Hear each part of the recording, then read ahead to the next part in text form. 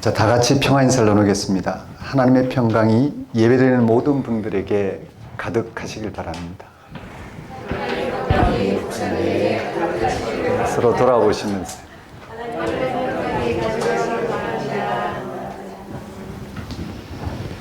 오늘은 오순절 성령 강림절 후 네 번째 주일입니다. 성경은 모두가 함께 생명을 얻게 하는 복음을 다음같이 진술합니다. 내가 곧 길이요 진리요 생명이니 나로 말미암지 않고는 아버지께로 올 자가 없느니라. 생명을 얻는 길은 단 하나입니다. 하나님과의 일치입니다. 하나님과 일치는 하나님의 구원 행위에 전폭적으로 자신을 맡기는 데에서 이루어집니다. 그 하나님의 구원 행위는 예수 그리스도의 십자가와 부활을 통해서 우리에게 주어졌습니다. 그 사실에 자신의 실존과 운명을 거는 사람들이 그리스도인입니다.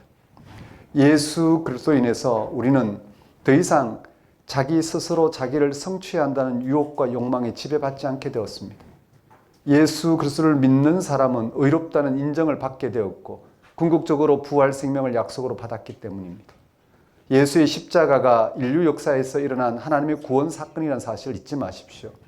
거기서 죽음을 넘어섬으로써 또는 죽음을 통과함으로써 주어지는 부활 생명이 시작되었다는 사실에 집중하십시오.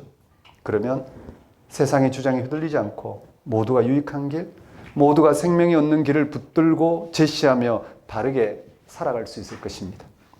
오늘 우리의 궁극적인 강구는 바로 이것입니다. 예수 그리스도를 통해 일어났으며 그를 통해서 완성될 생명의 능력에 온전히 붙들리는 것입니다. 예배가 바로 그 시간입니다. 예수 그리스도를 통해서 우리 함께 하시는 그 하나님께 온전히 붙들리는 시간이 예배입니다. 다 같이 오순절 성령 강림절 후 네 번째 주일 예배를 성부와 성자와 성령의 이름으로 드리겠습니다.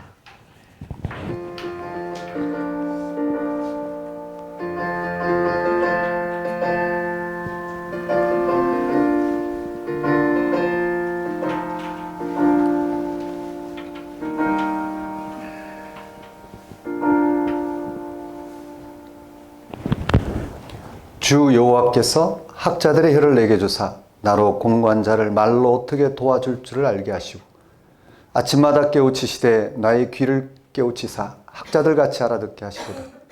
주 여호와께서 나의 귀를 여셨으므로 내가 거역하지도 아니하며 뒤로 물러가지도 아니하며 나를 때리는 자들에게 내 등을 맡기며 나의 수염을 뽑는 자들에게 나의 뺨을 맡기며 모욕과 침뱉음을 당하여도 내 얼굴을 가리지 아니하였느니라. 주 여호와께서 나를 도우심으로 내가 부끄러워하지 아니하고 내 얼굴을 부싯돌같이 굳게 하였으므로 내가 수치를 당하지 아니할 줄 아노라. 나를 의롭다 하신 이가 가까이 계시니 나와 다툴 자가 누구냐? 나와 함께 쓸지어다. 나의 대적이 누구냐? 내게 가까이 나올지어다. 보라, 주 여호와께서 나를 도우시리니 나를 정죄할 자가 누구냐? 보라, 그들은 다 옷과 같이 헤어지며 좀이 그들을 먹으리라. 너희 중에 여호와를 경외하며 그의 종의 목소리를 청종하는 자가 누구냐? 흑암 중에 행하여 빛이 없는 자라도 여호와의 이름을 의뢰하며 자기 하나님께 의지할지어다. 생명의 말씀으로 날마다 우리의 영혼을 새롭게 하시고 어리석은 우리를 깨우쳐 주신 하나님 아버지, 말씀이신 예수 그리스도 안에서 참된 생명을 발견하게 하시고 그 생명을 누리는 기쁨을 알게 하신 하나님 아버지의 시간 찬양합니다. 예수 그리스도의 운명에서 삶과 죽음의 실체를 보게 하시어 참된 인생을 알게 하시고 참으로 경외해야 할 자를 알게 하신 하나님의 크신 은혜를 시험 고백합니다. 이 땅 가운데 허락하신 참된 진리, 참된 말씀이신 예수 그리스도 안에서 생명이 무엇인지를 분별하게 하시어 거짓 생명에 속지 않게 하시고 영원한 생명 되신 하나님 한 분만을 예배하게 하신 하나님 아버지를 이 시간 경배합니다. 하나님 아버지, 예수님과 연합하여 예수님 안에서 드러난 하나님의 은혜를 헤아리고 그 은혜를 삶의 토대로 삼게 하소서. 한 주간 예수 안에서 새롭게 시작한 삶을 알아보고 거기에 삶의 토대를 둔 성숙한 삶을 살게 하소서. 무엇보다 그런 삶이 완성될 순간을 기다리는 거룩한 소망으로 세상을 향한 고유한 소명을 감당하는 삶을 살게 하소서. 예수님의 이름으로 기도드립니다. 다 같이 경배의 찬송 14장 찬양 드리겠습니다.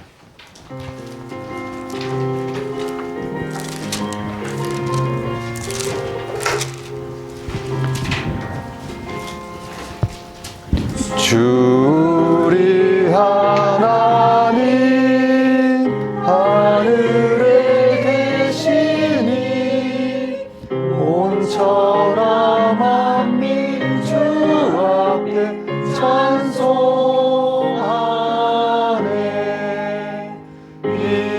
천지 만물도 주 앞에 엎드려 그런 거룩하신 이름을 늘 높이네. 주 언약하신 것 끝까지 지키니 저 하늘 나라 향하여 꼭 가리라. 주 얼굴 배울 때 내 마음이 기쁘고 영원히 주의 영광을 찬양하리. 왕의 왕 되신 주 하늘에 계시니 이 세상 죄악 이기신 구주 예수. 저 천군 천사들 주옹이하고서 무성도 함께 영원히 늘 섬기네.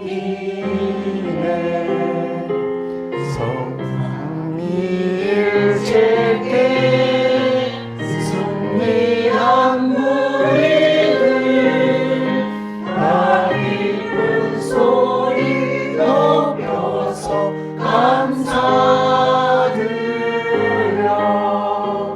창조주 하나님 내 주님 되시니 주 앞에 나도 엎드려 경배하네.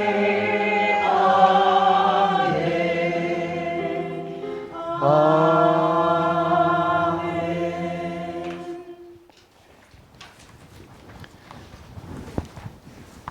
다 같이 사도신경으로 신앙 고백하시겠습니다. 나는 전능하신 아버지 하나님 천지의 창조주를 믿습니다.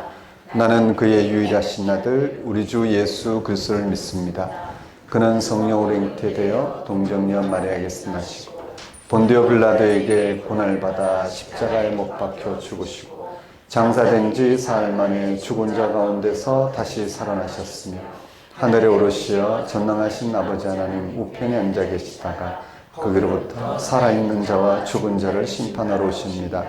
나는 성령을 믿으며 거룩한 공교회와 성도의 교제와 죄를 용서받는 것과 몸의 부활과 영생을 믿습니다.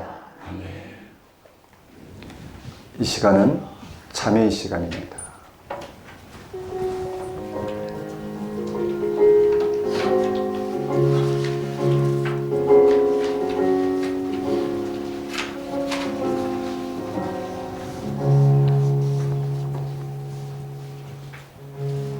사도 바울은 그리스도께서 우리를 자유롭게 하려고 자유를 주셨다고 선포합니다.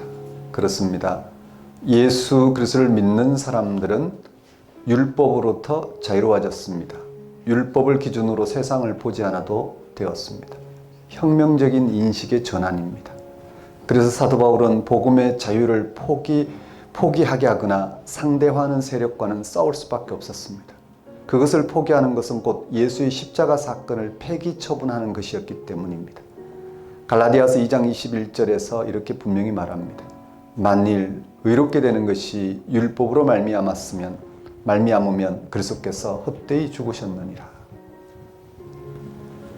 우리가 오늘 바울의 말을 빌려 복음의 자유라고 멋지게 말은 할 수 있지만 그런 세계에 들어가는 것은 쉽지 않습니다. 바울이 세운 갈라디아 교회를 보십시오. 예수 그리스도를 믿으면 새로운 사람이 될 거라고 생각했는데 별로 달라진 것이 없습니다. 복음만으로는 충분하지 않다는 생각을 하게 되었습니다. 그럴 때 예루살렘에서 파송받은 할례파들이 율법을 다시 강조했습니다. 아무리 예수를 믿고 새로운 사람이 되었다 해도 여전히 율법이 필요하다는 주장입니다. 일리가 있습니다. 그래서 갈라디아 지역 신자들이 크게 흔들린 겁니다. 예수도 믿고 율법도 지키는 게 가장 합리적이고 현실적이라고 말입니다. 오늘 한국교회는 전반적으로 볼 때 믿음과 율법을 병행하는 유대 기독교와 그 성격이 비슷합니다. 그 내용을 제가 일일이 지적할 필요는 없겠습니다. 복음의 자유보다도 교회 제도나 전통, 행위나 업적 등이 신자들의 마음을 더 강하게 지배하고 있습니다. 복음을 율법적으로 믿습니다. 한마디로 예수님 자체에 대한 관심이 별로 없고 그걸 핑계로 교회 생활에만 열광적으로 매달립니다. 신자들이 이렇게 복음과 율법의 문제에서 혼란을 겪는 이유는 복음과 율법 사이의 경계가 또렷하지 않다는 데 있습니다. 복음은 기독교 신앙의 본질이고 율법은 형식입니다. 그 둘을 완전히 나눌 수는 없습니다. 지금 또 복음에 근거하여 교회를 교회되게 하는 여러 제도가 있습니다. 목회, 예배, 헌금, 성경 공부, 직분 등은 다 율법적인 요소들입니다. 그런 것들은 복음을 목적으로 하는 형식들입니다. 그런 형식이 없이 복음에 근거한 교회가 되긴 어렵습니다. 함께 그런 형식을 통하여 복음에 근거한 교회가 되고자 하는 것은 중요합니다. 문제는 그런 신앙 형식에 노예처럼 묶이는 데 있습니다. 복음과 율법 사이를 늘 혼돈하는 현실 교회에서 최선의 길은 끊임없이 성경이 전하는 복음을 듣고 거기에 일치하여 경험한 복음의 능력을 나누면서 복음을 분명하게 확인하는 것입니다. 그래서 종교개혁자들은 교회를 가리켜 이렇게 정의를 내렸습니다. 에클레시아 셈퍼 레포만다 에스트, 끊임없이 개혁되는 교회. 이렇게 구도정전의 태도로 나아간다 해도 교회는 본질을 놓치기가 쉽습니다. 교회는 현실 안주의 경향이 크기 때문입니다. 우리는 신앙의 본질에 일치하기 위해서 모였습니다. 성경이 전하는 복음을 듣고 거기에 일치하여 복음의 능력인 자유와 해방을 실제로 맛보며 살아가기 위해 모였습니다. 복음의 자유를 포기할 수 없습니다. 그 중심으로 깊이 들어가야 합니다. 사랑하는 성도 여러분, 한 주간의 삶을 돌아보십시오. 하나님이 예수 그리스도 안에서 우리와 함께 하시는데 과연 그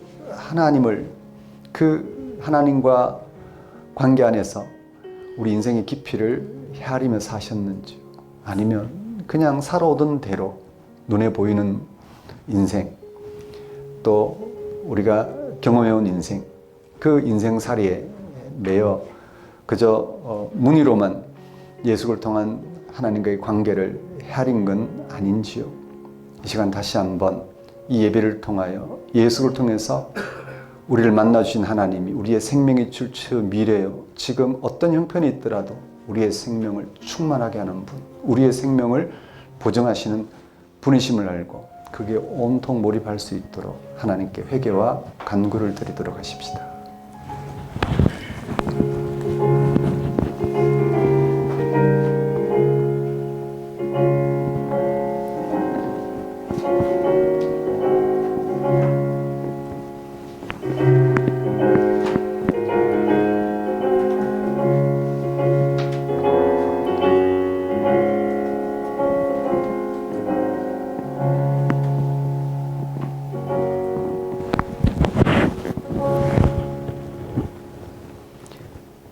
하나님 아버지, 이 시간 복음에 집중하게 하소서.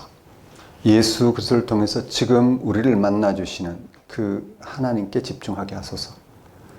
하나님이 함께 하시는 사건을 통해 기도하게 하옵시고, 하나님이 함께 하신 사건을 통해 우리 인생이 어떤지 알아보고 나누게 하옵시고, 정말 예수 안에서 오늘 우리와 함께 하시는 하나님에서 이루어질 그런 일들이 우리의 구원, 생명되는 사건을 붙들고 그렇게 살아갈 수 있도록 인도하여 주옵소서. 그 어떤 다른 것에 붙들리지 않고 자유롭고 오직 그리스도를 통한 하나님께 붙들려 우리 인생이 하나님의 생명으로 충만하게 되는 이 한 가지에 우리의 모든 걸 걸고 살아갈 수 있도록 인도하여 주옵소서. 예수님 이름으로 기도드립니다.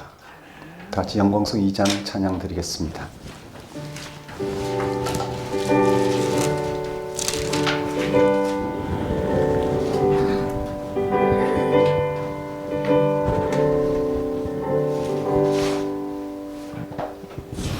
찬양 성부 성자 성령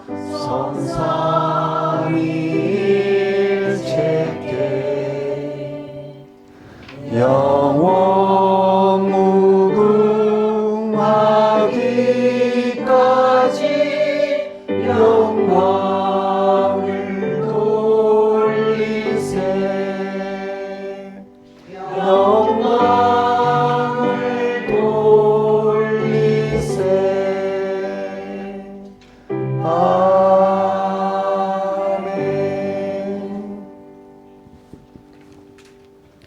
이 시간은 봉헌 시간입니다. 봉헌 찬송 76장 찬양 드리면서 준비한 예물 하나님께 봉헌하도록 하겠습니다.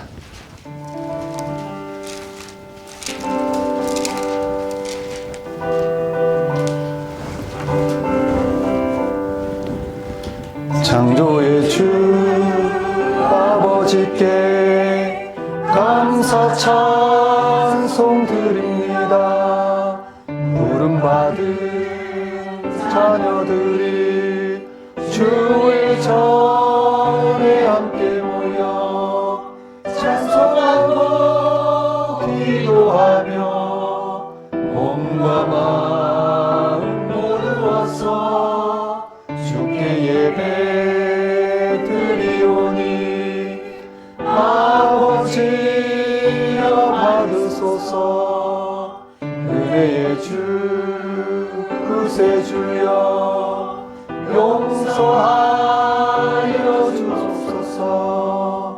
허물 많은 죄인들이 주님 앞에 회개하니 거듭나게 해주시고 말씀으로 성장하여 서로 사랑하여 하나 되게 하옵소서. 능력의 주 성령이여 새 마음을 주옵소서.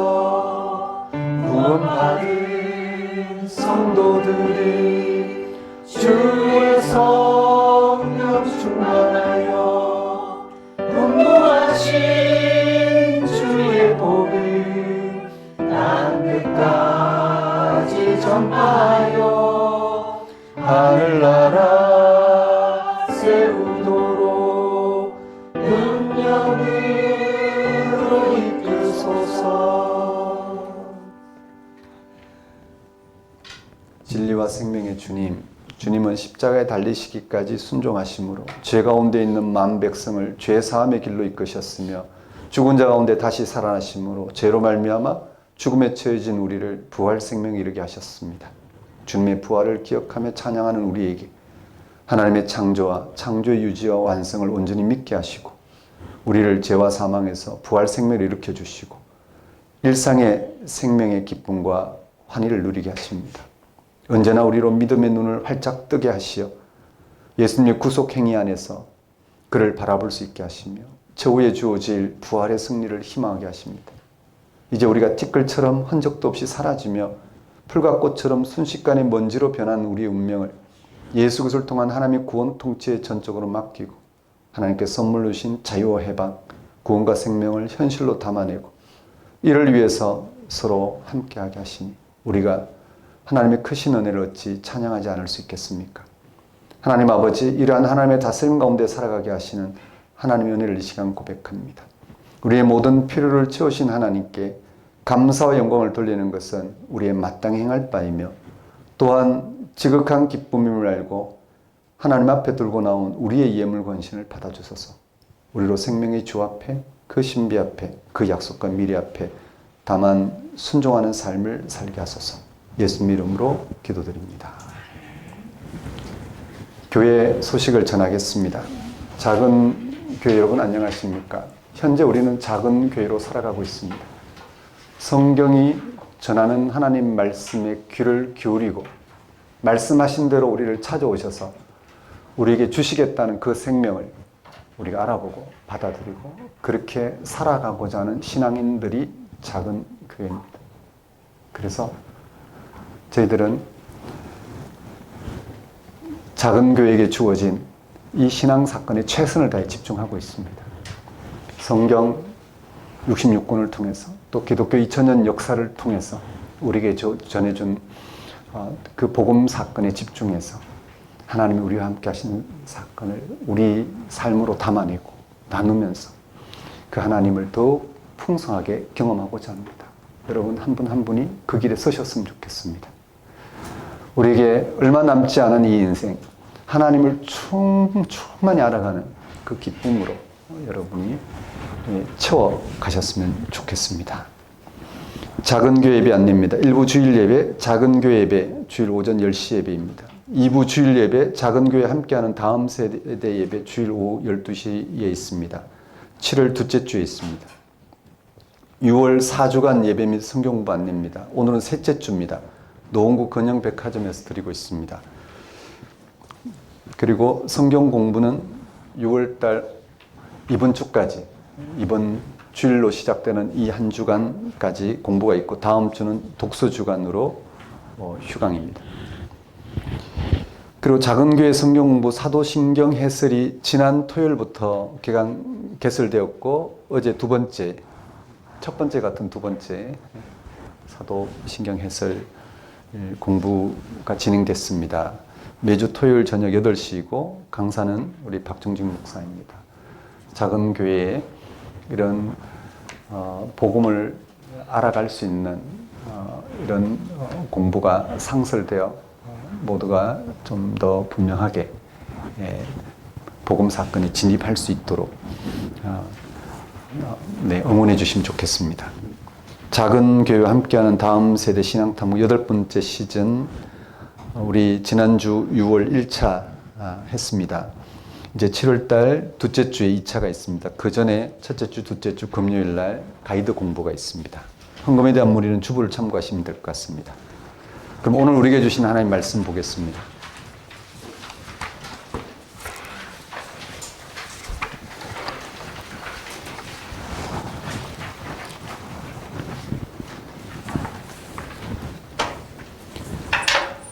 오늘 우리에게 주신 하나님 말씀은 로마서 11장 25절에서 36절까지 말씀입니다. 로마서 11장 25절에서 36절까지 말씀 제가 받들어 봉독하겠습니다. 형제들아, 너희가 스스로 지혜 있다 하면서 이 신비를 너희가 모르기를 내가 원하지 아니하노니 이 신비는 이방인의 충만한 수가 들어오기까지 이스라엘에 들으는 우둔하게 된 것이라.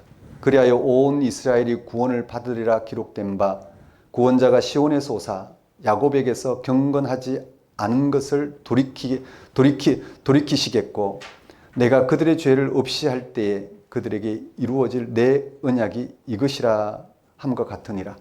복음으로 하면 그들이 너희로 말미암아 원수된 자요 택하심으로 하면 조상들로 말미암아 사랑을 입은 자라. 하나님의 은사와 부르시면 후회하심이 없느니라. 너희가 전에는 하나님께 순종하지 아니하더니 이스라엘이 순종하지 아니하므로 이제 긍휼을 입었는지라. 이와 같이 이 사람들이 순종하지 아니하니 이는 너희에게 베푸시는 긍휼로 이제 그들도 긍휼을 얻게 하려 하심이라. 하나님이 모든 사람을 순종하지 아니한 가운데 가두어 두심은 모든 사람에게 긍휼을 베풀려 하심이로다. 깊도다 하나님의 지혜와 지식의 풍성함이요 그의 판단은 헤아리지 못할 것이며 그의 길은 찾지 못할 것이로다. 누가 주의 마음을 알았느냐? 누가 그의 모사가 되었느냐? 누가 주께 먼저 드려서 갚으심을 받겠느냐? 이는 만물이 주에게서 나오고 주로 말미암고 주에게로 돌아갑니다. 그에게 영광이 세세 있을지어다. 아멘. 하나님 아버지, 이 시간 선포되는 말씀을 통하여 예수 그리스도를 통한 하나님의 구원의 깊이를 헤아리게 하셔서 구원에 반하는 생각이나 구원에 반하는 삶을 살지 않게 하옵시고 정말 하나님의 구원에 참여하여 그 구원을 바라는 방식으로 세상을 대하며 살아갈 수 있도록 인도하여 주옵소서. 예수님 이름으로 기도드립니다. 오늘 설교 본문은 로마서 11장 25절에서 36절까지 말씀이고 제목은 이신칭의가 구원의 신비다 입니다.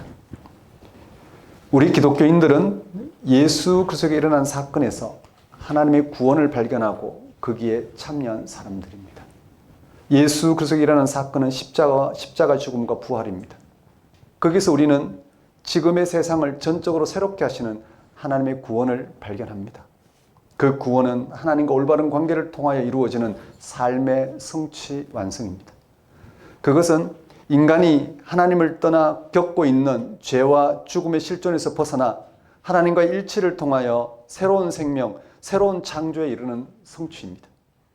그래서 우리는 예수님이 우리 죄를 위해 죽으셨고 우리의 의를 위하여 부활하셨다고 고백합니다. 우리는 예수님이 십자가에서 자신을 죽음에 내어준 것은 죄인을 죄의 권세로부터 해방하는 능력인 하나님의 의를 드러내기 위해서였다고 고백합니다.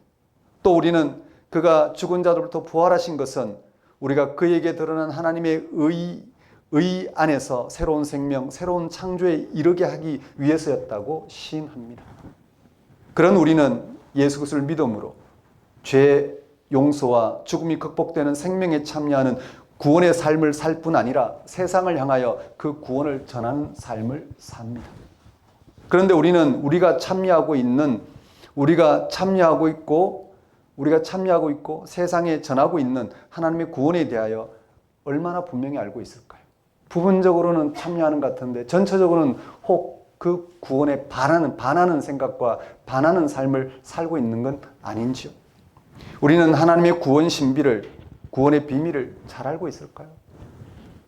혹 오해하고 있어서 자기 자신뿐만 아니라 다른 사람들까지 실족시키고 있는 것은 아닐까요?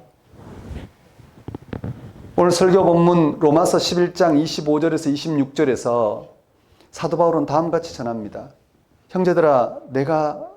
형제들아 너희가 스스로 지혜 있다 하면서 이 신비를 너희가 모르기를 내가 원하지 아니하노니 이 신비는 이방인의 충만한 수가 들어오기까지 이스라엘에 들어는 우둔하게 된 것이라. 그리하여 온 이스라엘이 구원을 받으리라. 이 말씀은 사도 바울이 하나님의 구원을 오해하고 있는 초기 기독교인들을 향한 것입니다. 여기서 초기 기독교인들은 예수 그리스도를 통한 하나님의 구원에 참여한 이방인 출신 기독교인들을 가리킵니다. 그들은 자신들이 참여하고 있는 하나님의 구원을 잘 모르고 오해함으로써 발생하는 여러 문제에 시달렸습니다. 그들을 향하여 사도 바울은 이스라엘과 이방인의 관계를 중심으로 하나님의 구원을 해명하고자 로마서 중에서 9장, 10장, 11장 이 말씀을 쓰고 있습니다. 여기서 이스라엘 사람은 구약 성경을 기록한 민족을 가리키고 이방인은 로마에 사는 기독교인을 포함한 이스라엘 사람 이외의 모든 사람을 가리킵니다. 초기 기독교인들에게 발생한 특별한 문제가 오늘 설교 본문에서 언급되고 있는 이스라엘 사람들에 대한 구원 문제였습니다.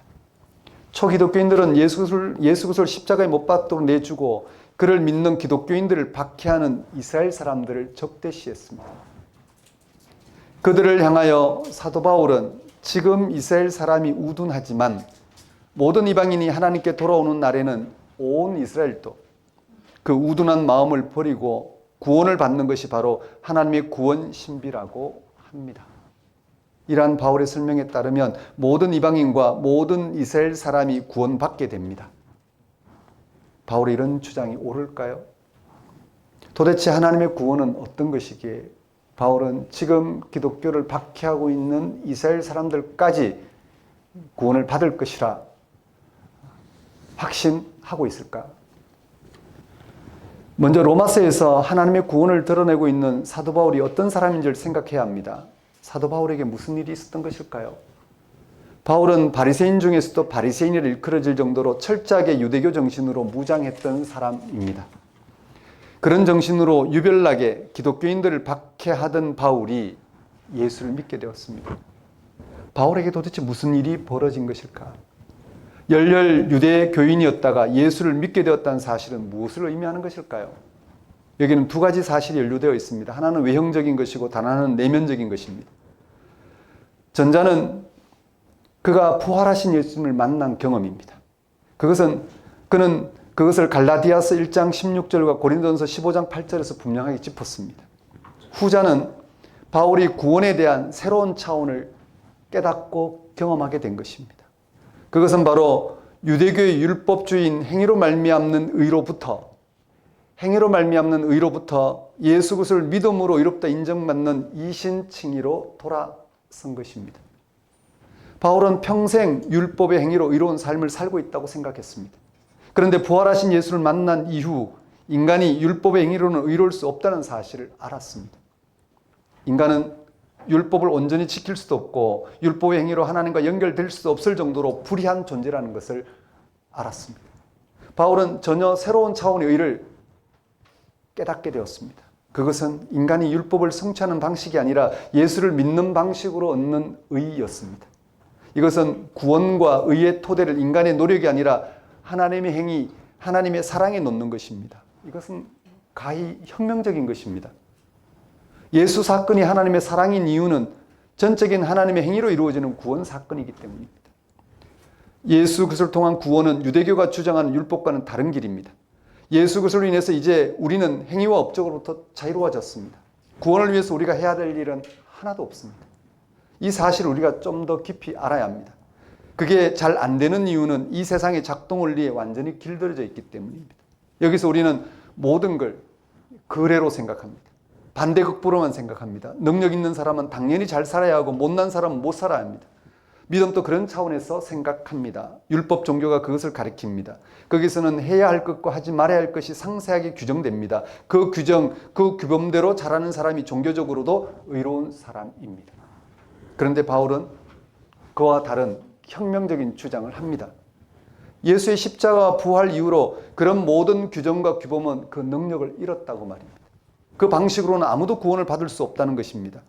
이제 우리에게 요구되는 것은 한 가지입니다. 예수를 믿는 것입니다. 우리가 노력한 것에 대한 반대 극부가 아니라 예수님에게 일어난 사건을 통해서 단지 믿음만으로 구원받을 수 있게 되었습니다. 그 외에 우리에게 요구되는 것은 없습니다. 유대인이나 헬라인이나 가리킬 것 없이 믿음만으로 의롭다고 인정받는 길이 열렸습니다. 그래서 그것을 신약 성경은 복음이라고 합니다. 이 모든 일은 하나님의 사랑 말고는 해명이 불가능합니다. 이 사랑이야말로 바울이 자기 의로부터 의롭다고 인정받는 길로, 자기 의로부터 의롭다고 인정받는 길로 돌아설 수 있는 신앙의 근거였습니다. 이런 바울의 해명을 별거 아니라고 생각하는 사람도 있겠지만 실제로는 그렇지 않습니다. 일단 바울이 살던 시대를 한번 생각해 보십시오. 그가 살던 시대의 유대교는 율법을 절대적인 것으로 여겼습니다. 그래서 심지어 유대 출신 기독교인들도 예수를 믿는 사람이라 하더라도 율법을 지켜야 한다고 주장할 정도였습니다. 율법 없이는 복음이 성립되지 않는다고 생각했습니다. 바울은 그들과 결별하면서까지 율법과는 아무런 상관없이 오직 예수를 믿음으로 의로워진다는 사실에 매달렸습니다. 이것이 바울이 주장한 이신칭의인데 혁명적인 주장입니다. 여기서 이신칭의는 하나님의 구원 사건을 전하고 있는 특별한 개념입니다. 이신칭의는 구약에서 인간의 구원에 절대적으로 필요한 하나님의 의를 가지고 예수를 통한 하나님의 구원을 설명하는 것입니다. 예수 그리스도의 죽음을 통하여 하나님의 의를 나타내신 하나님의 고유한 사랑과 그 사랑에 근거하여 구원 사건을 설명하는 것입니다. 인간은 예수 그리스도 안에 나타난 하나님의 의의 사건 앞에서 모두가 죄인임을 알고 이제 예수 그리스도를 믿음으로 하나님의 의에 참여할 수 있게 되었다는 사실, 즉 하나님께 의롭다고 인정받는다는 사실에 대한 해명입니다. 바울이 주장한 이신칭의를 유대인들은 받아들일 수 있었을까요? 받아들일 수 없었습니다. 그들은 이미 자신들이 율법을 통해서 하나님 앞에서 의로운 사람들로 불림을 받았다고 생각했습니다. 이미 그들은 다른 사람보다 좀 의로운데 자신들을 인정하지 않는 방식으로 의롭다 주장하는 것을 받아들일 수 없었습니다. 하나님 앞에서 정말 수고한 게 정말 많았던 그들은 자신들의 종교적 업적을 부정하는 바울의 이신칭의를 받아들일 수 없었습니다. 이것은 인격이나 성실성의 문제가 아닙니다. 아무리 인격이 괜찮아도 자신의 업적이 상대화되는 것을 받아들이기 힘들어합니다. 이스라엘은 결국 하나님의 구원 신비를 전한 이신칭의를 받아들일 수 없었습니다. 하나님의 아들 예수 그리스도를 믿음으로 의롭다고 인정받는다는 사실을 인정할 수 없었습니다. 바울에 의하면 그것이 불순종입니다. 그래서 바울은 이런 이스라엘 사람들을 오늘 본문에서 11장 25절에서 우둔하다고, 또 11장 28절에서 하나님의 원수가 되었다고 표현했습니다. 바울이 전하는 이신칭의에 의한 하나님의 구원을 받아들이지 못하는 이스라엘 사람들 대신에 먼저 그것을 받아들인 이들이 있었습니다. 그들은 하나님의 구원과는 거리가 멀었던 이방인들이었습니다. 그런데 이제 하나님의 구원을 받아들인 이방인들이 그 구원의 신비를 헤아리지 못한 채 오해하는 일이 발생했습니다. 그 오해는 이신칭의에 의한 하나님의 구원에 불순종하는 이스라엘을 향한 구원 문제였습니다. 아마도 그들은 바울에게 다음 같은 질문을 했을 것입니다. 하나님에게 불순종한 이스라엘은 앞으로 어떻게 되느냐고 말입니다. 아마 하나님이 그들을 멸하실 것이 아닌가라는 기대를 가지고 그렇게 질문을 했을 것입니다. 특히 로마에 있는 이방인 기독교인들은 불순종하고 있는 이스라엘을 적대시하는 경향이 생기기 시작했습니다. 마치 이전에 하나님 백성인 유대인들이 이방인들을 멸시한 것처럼 지금은 이방인 기독교인들이 불순종하고 있는 이스라엘을 경멸하는 것입니다. 바울은 유대인들이 예수 그리스도의 복음을 받아들이지 않는다는 사실을 매우 안타깝게 생각합니다. 그렇다고 해서 이방인들을 무조건 높게 평가하는 것도 아닙니다. 이방 기독교인들이 교만해질까 염려하고 있습니다. 그래서 바울은 11장 앞부분에서 이방 기독교인들을 원래 돌감람나무였다고 합니다. 자기 주제를 한번 파악해보라는 말입니다. 돌감람나무 자체는 자랑할 게 하나도 없습니다. 참 감람나무에 접붙임을 당해서 이제 참 감람나무의 열매를 맺게 된 것입니다. 이것이 하나님의 사랑에 의한 것입니다. 이방 기독교인들은 자기 본분을 망각해서는 안 됩니다. 하나님의 사랑에만 전적으로 의지해야 합니다. 자기가 뭔가 된 것처럼 생각하고 유대인들보다 우월하다고 생각하면서 교만해지면 찍힘을 받는다고 경고합니다. 그렇습니다. 우리는 하나님의 사랑의 행위로 인해서 구원에 참여하게 된 것입니다.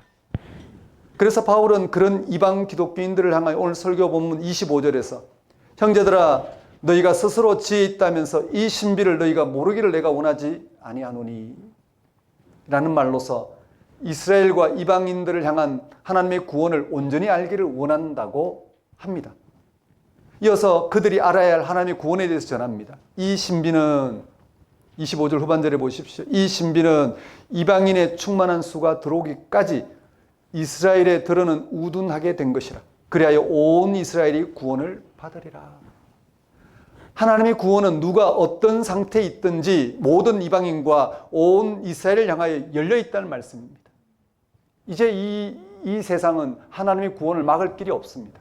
하나님의 아들 예수 그리스도를 통해서 하나님이 행하신 구원 사건 앞에 그 어떤 힘도 죽음의 힘도 막을 길이 없습니다. 이제 그 구원 사건을 중심으로 세상을 바라봐야 합니다. 그런데 이방 기독교인들은 아직 그렇게 하지 못하고 있습니다. 이전 하나님 백성이라 자처하던 유대인들처럼 같은 시각을 가지고 바라보고 있는 중입니다.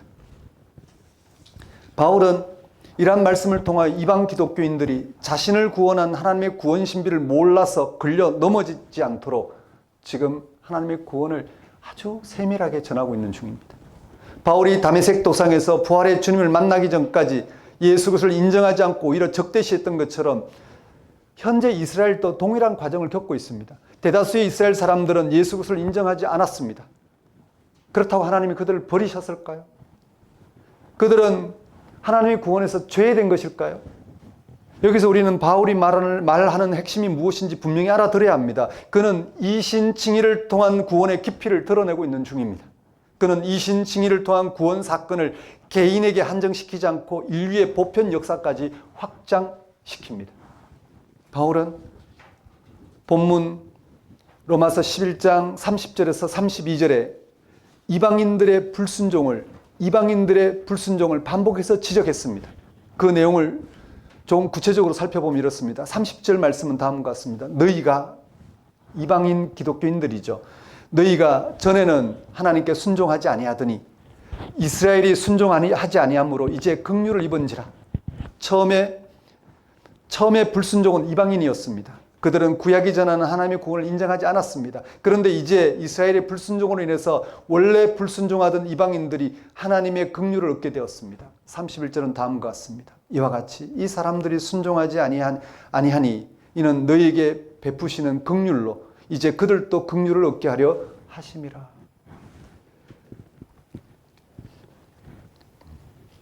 이스라엘 사람들이 지금은 예수 그리스도를 믿음으로 얻게 되는 하나님의 칭의를 거절하지만 그들도 이방인을 구원하신 하나님의 긍휼로 인하여 구원받게 된다는 뜻입니다. 이 말씀을 잘 헤아리셔야 됩니다.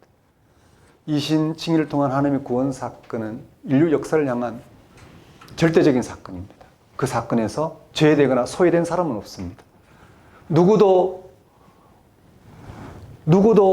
제외시키지 않고 모두를 그 사건으로 부르고 계시다는 것에 근거해서 바울은 이 하나님의 구원 사건을 먼저 받아들인 이들이 깊이 헤아리고 그 구원에 참여하는 방식으로 하나님의 구원을 대하도록 지금 해명하고 있는 중입니다. 32절은 이 대목이 결론입니다. 하나님이 모든 사람을 순종하지 아니한 가운데 가두어 두심은 모든 사람에게 긍휼을 베풀려 하심이로다. 이 말씀은 하나님의 구원 신비의 절정을 드러내는 것입니다. 바울은 하나님이 모든 사람을 순종하지 아니하는 가운데 가두어 두셨다고 표현합니다. 마치 하나님이 모든 사람을 불순종하게 하셨다는 말로 들립니다. 하지만 이러한 바울의 표현은 모든 사람의 전적인 불순종, 타락도 결국 구원에 이르게 하시는 하나님의 주권 아래에 있다는 사실을 강조하기 위한 것입니다. 그래서 바울은 이러한 표현 다음에 바로 이어서 모든 사람에게 긍휼을 베풀려 하심이라고 합니다. 그러니까 하나님의 구원은 모든 사람의 불순종으로부터 모든 사람에게 구원을 베푸시는 전적인 하나님의 긍휼한 사건이라는 것입니다. 이러한 긍휼은 창조자 하나님이 무에서 유로 세상을 창조하신 것처럼 죽은 자를 부활에 이르게 하신 것처럼 모든 인간의 전적인 불순종으로부터 하나님의 구원에 이르게 하신 사건입니다. 이는 이제 인간 불순종의 역사가 하나님의 긍휼로 인해서 구원의 역사로 바뀌었다는 말씀. 다시 말씀드립니다. 인간의 불순종의 역사가 하나님의 긍휼로 인하여 구원의 역사로 바뀌었다는 말씀. 이전에는 불순종이 대세였습니다. 지금은 그런 불순종을 극복하고 구원을 받아들이게 한 이상 하나님의 구원이 대세입니다. 이 역사는 그걸 거스를 수가 없게 되었습니다. 그 흔적이 지금 현재 이 기독교인들의 이 신앙입니다. 지금의 역사가 이신칭의를 통한 하나님의 구원에 참여하게 되었다는 뜻입니다. 하나님께 불순종하는 인간의 역사가 이신칭의를 통한 하나님의 구원의 역사로 바뀌었다는 것입니다. 역사를 바라보는 대전환입니다. 우리가 이 시각을 갖지 않으면 우리는 역사 안에서 아주 작은 신앙 공동체로서 자기들끼리 세상을 쥐락펴락하는 형국이 되고 맙니다. 전체적으로 하나님이 이 역사를 어떻게 새롭게 대하고 계신지, 하나님의 긍휼과 능력으로 이 역사를 어떻게 구원하고 계신지를 들여다봐야지 우리가 받아들인 그 구원의 물결에 우리가 온전히 참여하게 됩니다. 인간 개인만이 아니라 인간 역사 전체가 하나님의 구원에 참여하게 됐다는 말이 어렵게 들릴 수 있습니다. 실제로는 전혀 어려울 게 없습니다. 이신칭의의 개인적 차원과 비교해 보십시오. 우리는 하나님께 의롭다고 인정받을 구석이 전혀 없습니다. 그런데 예수를 통해서 우리가 하나님께 의롭다고 인정받을 수 있게 된 것이 이신칭의의 개인적인 차원입니다. 마찬가지로 인간의 행위에 의해서 지속되는 역사도 역시 의롭지 못하지만 예수 그리스도를 통하여 하나님께 의롭다 인정받을 수 있게 된 것이 이신칭의의 역사적인 차원입니다. 여기서 핵심은 인간의 행위가 아니라 하나님의 능력과 긍휼입니다. 그래서 바울은 하나님이 이스라엘 사람이나 이방인이나 모두에게 구원의 능력을, 긍휼을 베푸셨다고 과감하게 선포할 수 있었습니다. 그렇습니다. 겉으로 드러나는 역사의 모습만 보면 우리는 역사의 의로움을 상상조차 하기 힘듭니다. 오늘 우리가 살고 있는 21세기의 역사에는 여전히 인간의 불순종이 그치지 않습니다. 이런 것만 본다면 우리는 절망할 수밖에 없습니다. 바울이 살던 시대도 역시 그랬습니다. 종교적인 불순종을 대표하는 이스라엘도 그렇고 정치적인 불순종을 대표하는 로마도 역시 그랬습니다. 그러나 바울은 그건 너머의 손길을 보았습니다.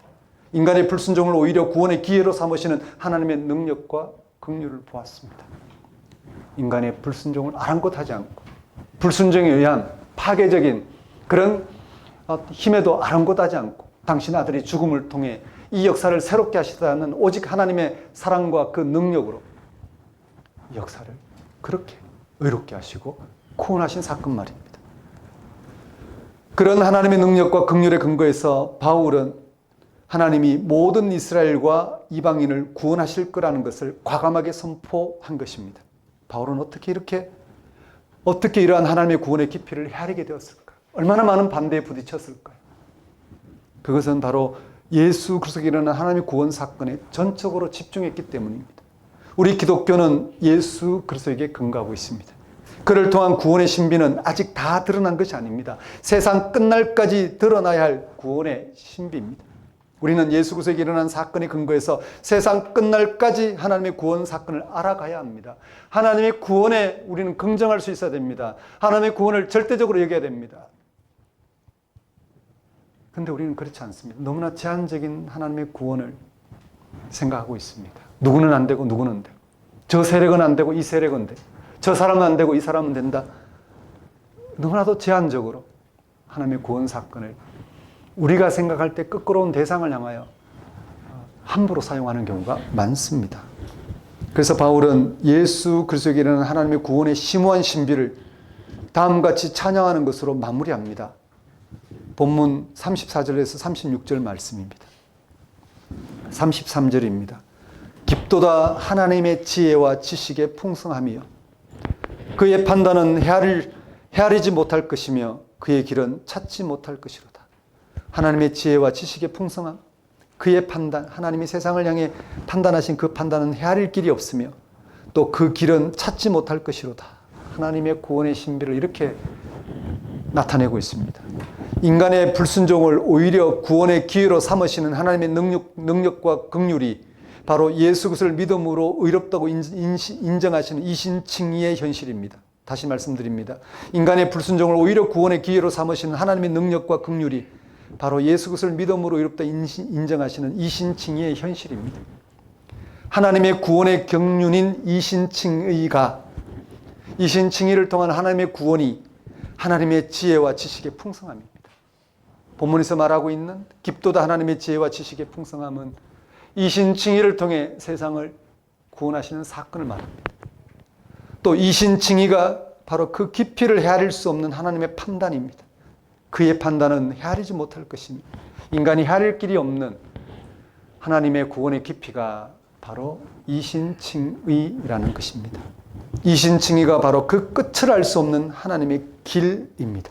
그의 길을 찾지 못할 것이로다. 이어서 34절 35절에도 하나님의 구원의 경륜의 심오함을 노래합니다. 누가 주의 마음을 알았느냐? 누가 그의 모사가 되었느냐? 누가 주께 먼저 드려서 갚으심을 받겠느냐? 하나님의 구원의 신비인 이신칭의는 불순종하는 인간이 스스로 알 수 없었고 조언할 수도 없었고 무엇을 드려서 대가를 얻을 수 있는 것이 아닌 전적인 하나님의 은혜의 차원이라는 것입니다. 마지막으로 36절에서 하나님의 구원 경륜인 이신칭의는 삼위일체 하나님의 구원의 신비라고 노래합니다. 36절 보십시오. 이는 만물이 주에게서 나오고 주로 말미암고 주에게로 돌아감이라. 그에게 영광이 세세 있을지어다. 아멘. 여기에 삼위일체 하나님이 간접적으로 언급되어 있습니다. 만물이 주에게서 나오고에서 주는 아버지를 가리킵니다. 세계의 창조자라는 사실은 세계의 창조자라는 사실은 명백합니다. 이어서 만물이 주로 말미암고의 주는 우리에게 하나님의 구원을 가져오기 위해 인간이 되신 하나님의 아들이며 또한 십자가에 죽기까지 아버지께 순종하심으로써 우리의 죄를 용서받게 하신 하나님의 아들을 가리킵니다. 또 만물이 주에게로 돌아감이라의 주는 다시 아버지이신 하나님입니다. 그러나 모든 피조물이 창조자에게로 돌아가도록 하는 힘은 성령입니다. 돌아가게 하는 힘은 성령입니다. 예수 안에서 역사하신 성령입니다. 이렇게 삼위일체 하나님의 구원의 역사가 바로 예수 그리스도를 믿음으로 말미암는 이신칭의의 현실입니다. 이신칭의를 통한 하나님의 구원 역사는 삼위일체 하나님의 공동적인 역사로 이루어진 사건입니다. 아버지가 아들을, 아들이 아버지를 서로 사랑함으로써 세상을 구원하신 사건입니다. 하나님의 이 놀라운 구원 섭리의 중심에 바로 예수 그리스도가 있습니다. 하나님은 때가 되면 예수를 통해서 세상과 생명을 완성하실 것입니다. 아직은 그때가 오지 않았습니다. 지금은 우리 모두 불순종의 때입니다. 우리는 여전히 세상과 생명을 거울로 보는 것처럼 희미하게 경험합니다. 그러나 이스라엘 사람이나 이방인이나 모든 사람이 예수 그리스도의 부활 생명 안으로 들어오게 하시는 이신칭의의 현실은 하나님의 긍휼적 사랑의 결과입니다. 그렇게 하나님의 구원은 우리의 불순종의 역사 한가운데 빛처럼 임하고 있는 사건입니다. 거기에 근거해서 우리는 세상을 바라봐야 합니다. 누가 여러분에게 어떤 세력은 구원받지 못하고 어떤 세력은 구원받는다. 누가 그렇게 일러주셨습니까? 그렇지 않습니다. 누구는 하나님이 멸망시키고 누구는 구원하실 거라 누가 그렇게 일러주셨습니까? 성경은 그렇게 말하지 않습니다. 예수를 통한 이신칭의는 이 불순종의 역사를 은혜로 하나님의 사랑으로 의롭게 하신 사건입니다. 죄로 인해 죽음에 처한 이 역사를 하나님의 영원한 생명을 얻게 하신 사건입니다. 우리는 거기에 참여하고 있는 중입니다. 우리가 어떻게 구원받는지를 들여다보며 이 세상이 어떻게 구원받아야 합당한가를 바라보시면서 구원을 거스르는 삶이 아닌 구원에 합당한 삶을 살아갈 수 있어야 합니다. 사랑하는 성도 여러분, 이신칭의를 통한 하나님의 구원에 참여하고 있는 우리는 무슨 역할을 해야 하는 걸까요? 사도 바울처럼 하나님의 구원 신비, 구원의 심오함을 알아보고 찬양하는 것입니다. 불순종하고 있는 우리와 이 세상과 역사 전체를 의롭게 하시고 구원하시는 하나님의 사랑과 긍휼의 신비를 노래하는 것입니다. 믿음으로 말미암아 의롭다 인정하시는 이신칭의가 모든 인류를 향한 하나님의 구원 신비임을 알고 거기에 근거하여 세상을 대하며 살아가는 것입니다. 그렇게 하려면 우리는 성경이 전하고 있는 예수를 통한 하나님의 구원에 관해 묻고 알아가야 합니다. 그래서 우리는 어떤 상황에서도 자신의 실존을 통해 예수 그리스도를 믿음으로 의롭다 인정하시는 하나님의 구원 통치인 이신칭의를 증언할 수 있어야 합니다. 그것을 상대화시키는 세력과 투쟁할 수 있어야 합니다. 예수 그리스도에 나타난 하나님의 의, 믿음으로 말미암는 하나님의 의만이 구원이라는 사실을 자신의 삶을 통하여 증언할 수 있어야 합니다. 그렇게 하지 않으면 우리는 금방 교만해지고 맙니다. 우리는 기회만 있으면 구원받았던 사실을 내세워 잘난 척합니다. 우리는 우리의 자랑이 마치 구원에 이르게 하는 것처럼 떠올립니다. 우리는 세상을 우리 마음대로 판단하며 정죄함으로 너무나 쉽게 하나님의 구원 신비인 이신칭의의 현실을 벗어납니다. 우리가 이신칭의의 현실을 떠나는 순간에 우리의 생명은 마치 가뭄으로 말라 죽는 풀들과 같다는 사실을 꼭 기억해야 합니다. 이 한 주간 또 예수 그리스도에 일어난 하나님의 구원 사건에 집중함으로 구원의 깊이, 구원의 심오함, 구원의 신비를 헤아리는 그러한 삶을 살아가시길 권면드립니다. 기도하겠습니다. 하나님 아버지, 이 시간 하나님이 예수 그리스도를 통해서 의롭다 하신 사건, 이것이 얼마나 놀라운 것인지 헤아리게 하셔서 오직 예수를 통해 의롭다 하신 이신칭의의 현실에 참여하여 세상을 대하며 살아갈 수 있도록 인도하여 주옵소서. 그럴 때만이 우리의 구원의 깊이가 더해짐을 깊이 깨닫고 너무나 섣불리 다른 세력이 전해준 그런 하나님의 구원에 대한 거짓 진술로 자신의 구원 또한 훼손시키지 않도록 성경 말씀을 통하여 예수를 통해 믿음으로 의롭다 하신 이 이신칭의의 현실에 깊이 참여함으로 이 역사 전체가 바로 그런 하나님의 구원의 현실에 놓여 있다는 사실, 그걸 붙들고 실험해가는 한 주간 될 수 있도록 인도하여 주옵소서. 예수 이름으로 기도드립니다. 다 같이 일어나셔서 결단의 찬송 453장 찬양 드리겠습니다. 453장입니다.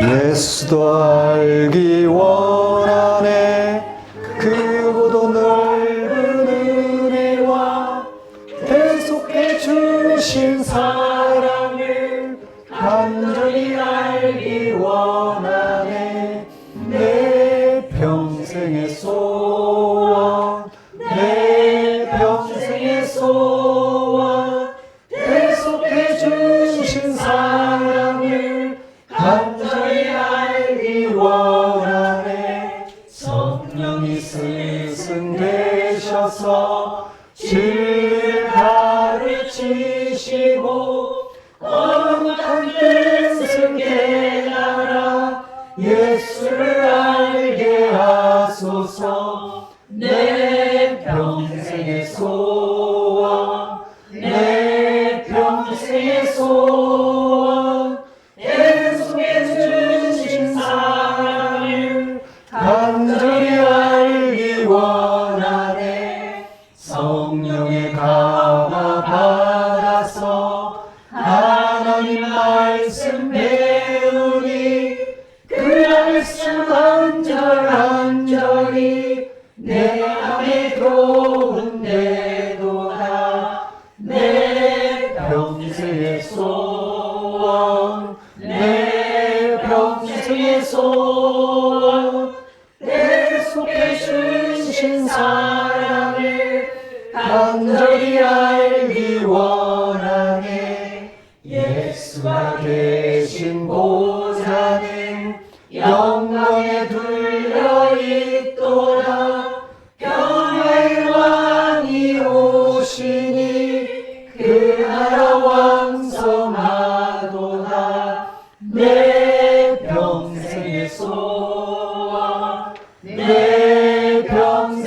소원 약속해 주신 사랑을 간절히 알기 원하네. 기도하겠습니다. 이제는 우리 주 예수 그리스도의 은혜와 하나님의 무한하신 사랑과 성령님의 교통하심이 믿음으로 말미암아 의롭다고 인정하시는 이 신칭의가 모든 인류를 향한 하나님의 구원의 신비를 알고 거기에 근거하여 세상을 대하며 살아가고자 결단하는 주의 백성 위에 영원히 함께 하시기를 축원합니다.